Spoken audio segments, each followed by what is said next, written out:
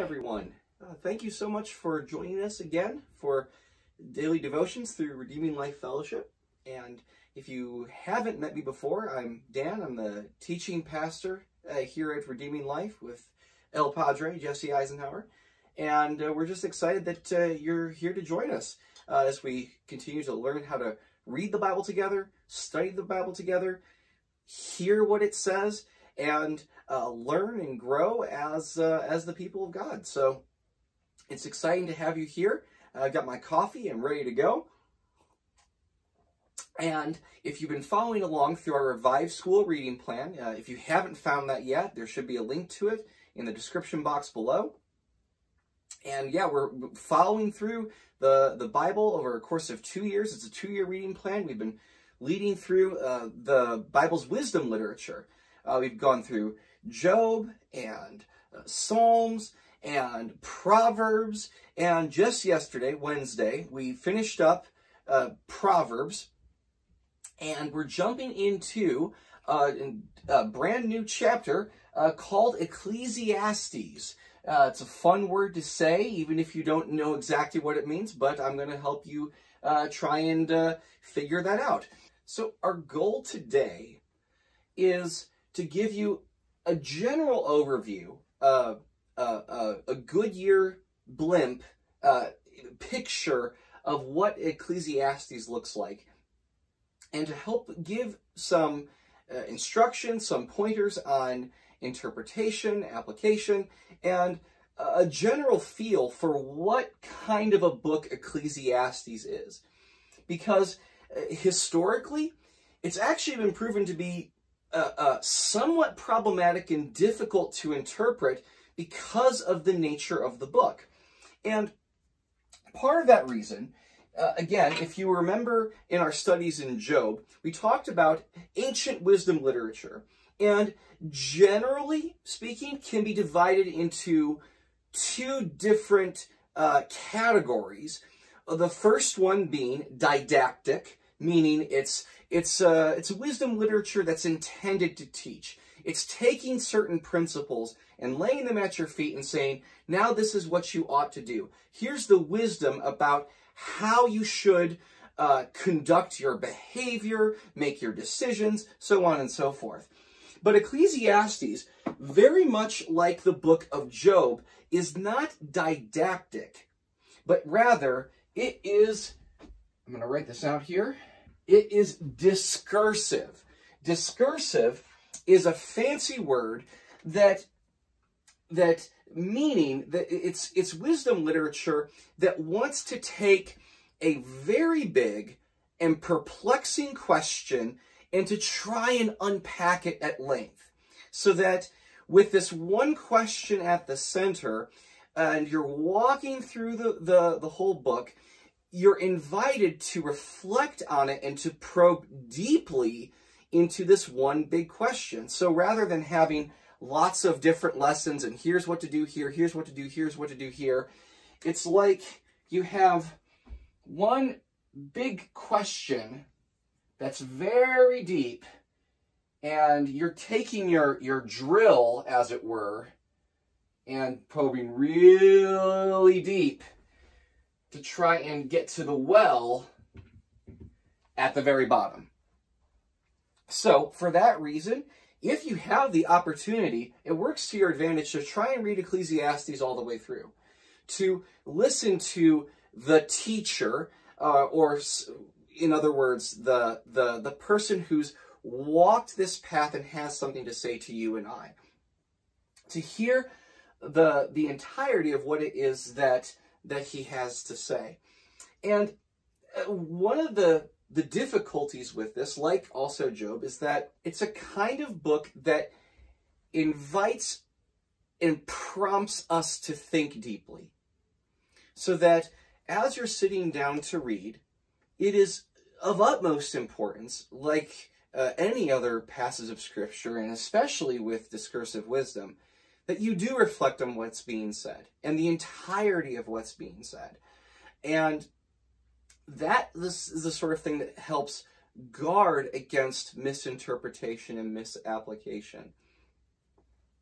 Because a book like Ecclesiastes has, for some people, when they've sat down to read it, hear nothing more than what the teacher says, that there's nothing better to do except to eat, drink, and be merry, because tomorrow we die. The Epicurean dictum, that life is really nothing more than pleasure, and taking up as much pleasure as you can before you die. What we want to get at is not merely the surface level of what Ecclesiastes is saying and probing deeply, but rather probing deeply to be able to get at the heart of what it is that's being said. And there's a few clues that we should pay attention to if we're wanting to drill down deeply in the right spot. So I think I need another sip of coffee. So the question, you suppose, is what is this one big idea that we're wanting to drill down deeply into? And the question, the issue at hand, you might say, we're drilling down into the question of meaning and purpose. So if you look in chapter 1 has a verse that also functions as an inclusio to the entire book, so that it begins with a statement and ends with a statement of the same nature, where it says, "Meaningless, meaningless, says the teacher, utterly meaningless. Everything is meaningless." How optimistic of this teacher. From the get-go, it takes a very pessimistic tone, which, granted, if you're a naturally pessimistic person, this is probably not going to lift you up, but we'll leave that aside. But yes, the question that he's wanting to get at is to say, what is the meaning of life? In some measure or another, philosophy seeks to answer this question, and discursive wisdom is very philosophical in nature. And for that, I'm thankful that we have a book like Ecclesiastes that doesn't leave us to our own philosophical schemes of thinking, but sheds a divine perspective, a divine light into the question about meaning and purpose. Because I would wager you, like me, whether we know how to sometimes articulate it or not, wrestle with this question sometimes very deeply all the time. That we want to know that our purpose, that there is purpose or meaning behind our getting up, our lying down, our eating, our sleeping, our activities, our friendships, our ambitions, our dreams, our existence, our human being and doing actually has some kind of transcendent meaning and purpose. And what you'll find in Ecclesiastes is that Ecclesiastes, the writer, which is generally assumed to be Solomon, and he certainly fits the bill of the description that's in here, even though it's not totally clear whether or not Solomon is the author. But for our purposes, it's okay to interpret Ecclesiastes with Solomon as the writer, so that we're hearing him speak about his experience and trying to find meaning and purpose. But what he does is that he tries to find meaning and purpose in things like, let's say, education. He tries to find meaning and purpose in pleasure. He'll try to find meaning and purpose in competition. He'll try and find meaning and purpose in toil or hard work. He'll try and find meaning and purpose in building an estate. And gosh, that is really bad writing. He may try and find meaning and purpose in power, where he wants to know that all of his toil, all of this work under the sun, everything under the sun, he's trying to find some kind of basis for the meaning and purpose behind all of these things. And whether or not, if he pursues them deeply, if he devotes his entire life to these sorts of things, that there is a meaning and a purpose to be found in there. And what he gets to at the very end, you'll get this literary refrain that is everything under the sun. This is meaningless. That it's a chasing after the wind. That trying to find meaning and purpose in all of these things, you could just as well go outside and try to chase the wind and grasp it in your hands. Where even though you could feel it in your hands, getting your hands on something is as evasive as trying to lay your grips on a stiff autumn breeze. It can't happen. And that the purpose and the meaning that he's trying to find in all of these things is just as evasive. So that if he can't find meaning and purpose in these sorts of things, to where is it that he's going to look? And this is where there's an important aspect to Ecclesiastes that is a little bit difficult to grasp, but I want you to try reading Ecclesiastes from the writer's point of view. And there's a key or a clue into where the author is standing at this point. And it's open to interpretation. This is the best one that I can offer at this point. So there is a difference in your English translations whether you see the word God or in all capital letters L-O-R-D.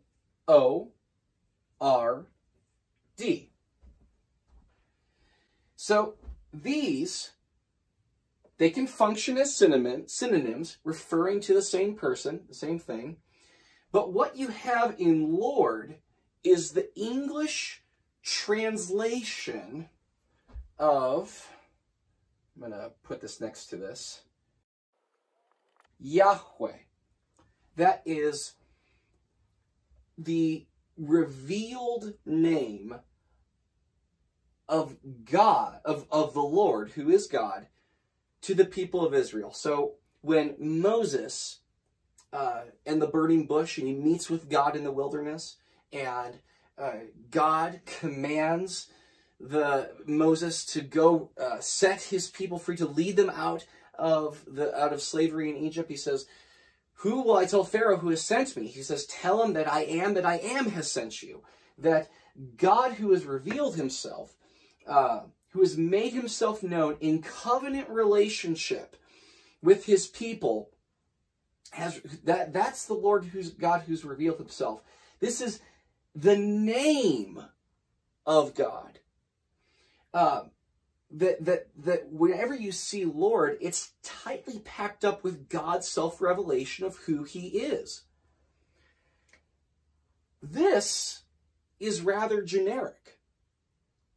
This refers to God as a person or an essence, but not as God who has revealed himself to it. And why this is important is that nowhere in Ecclesiastes is this found. Not once. The writer of Ecclesiastes never depends on this. It's always God. Just God who I know is there, and who from a distance I can deduce. From all of creation, I can see his wisdom. I can see his power manifest.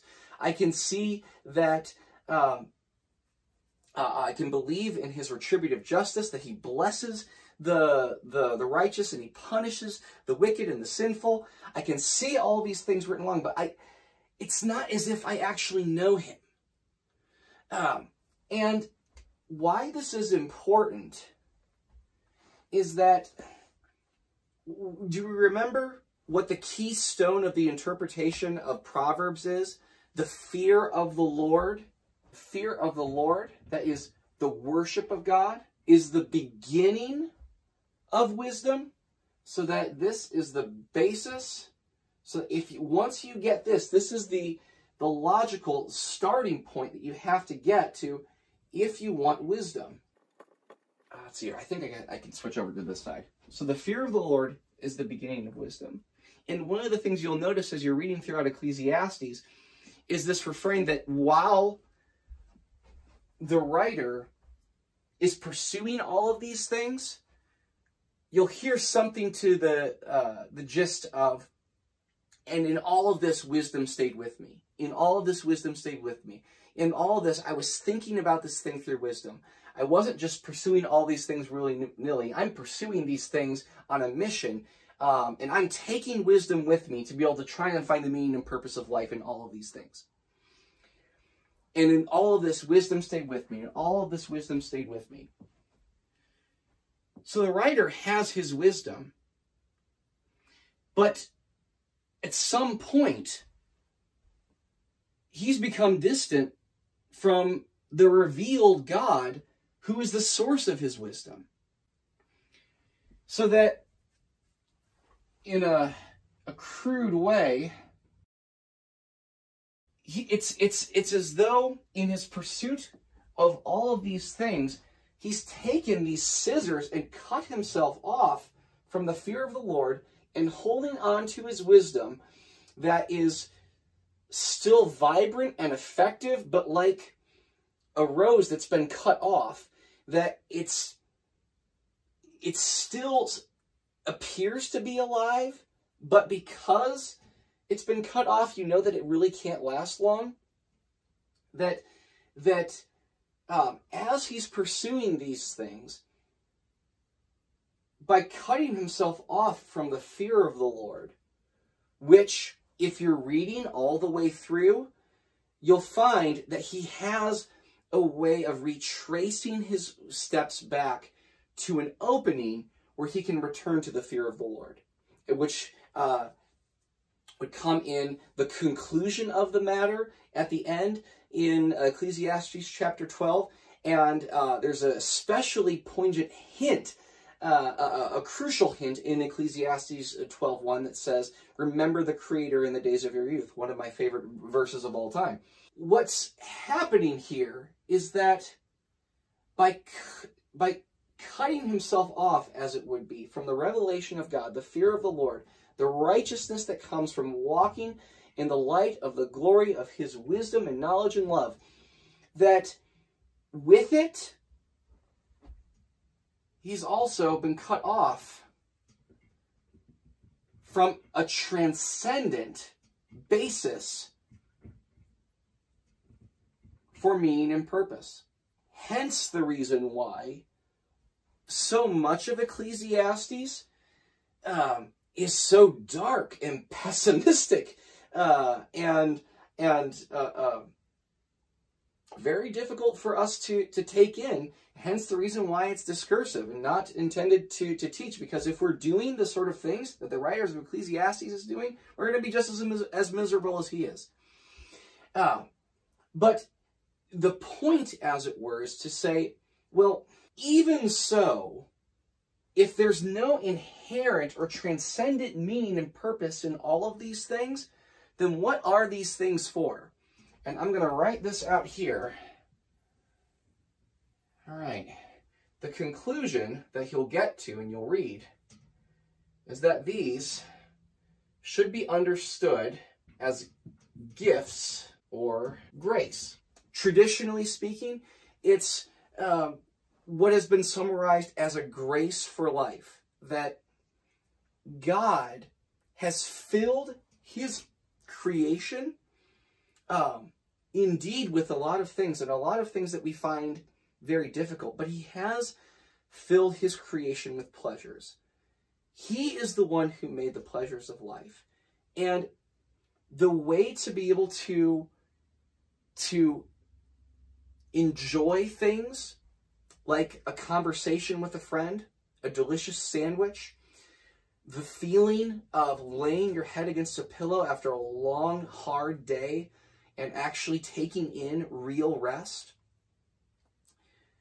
These pleasures of life are indeed gifts of grace. Grace for life. That God has not made everything under the sun simply full of toil and toil to no end, but rather, because these are reflections of God's love and his grace and the pleasures of God that he makes available to his people. And that in right relationship with God, all of these things can be rightfully appreciated. But that these things, if we seek them as ends to themselves, live, laugh, love, as we like to say, we can find happiness. It's a temporary happiness. We can find pleasure. It's a temporary pleasure. And there's nothing that we can do to make these sort of things permanent. But rather, if we're still tied in, if we don't take out the scissors and say, God, you are the one who keeps me connected, that if by connection with the fear of the Lord and your foundation of meaning and purpose for these things, I can still have wisdom and recognize these as gifts for what they are. And that is a rough and ready way of trying to get a grip, get a grasp on the whole of what Ecclesiastes is talking about in its discursive wisdom. And I think it's just as important today as it was back then, because I don't know of anyone who doesn't want to know or need to know, or whose lives are going to be just as empty if the sum of what they're doing, this work under the sun, if it's not understood in right relationship with the living God. So we're encouraged to hear what he's saying, to meet the author at its lowest point, where he's tasted all of these things, and all of these things have let him down because they don't offer the meaning and purpose that he was looking for. That, yes, I would say is Ecclesiastes in a nutshell. So, yeah, I encourage you, bear this in mind as you're sitting down to read Ecclesiastes chapter 1. And remembering the path at which the writer of Ecclesiastes is taking. Follow him where he's leading, and remember where it is that he's gone, so that by the time you get to the end, you'll have a more complete understanding of the message of Ecclesiastes that redirects us, that has a way of turning us in the right direction and sending us that way into right relationship with God. So thank you so much for joining us for daily devotions. If you haven't, do click subscribe so that you get daily notifications for this. And if you haven't, I'd love to meet with you here at our home on Sundays and Wednesdays, that we can worship together, study the Bible together, practice put the Word of God to practice, and that we can become the kind of people that God desires us to be. So I love you all very much, and I look forward to seeing you hopefully next Monday. So, if not on Sunday or Wednesday. So, God bless you all so much.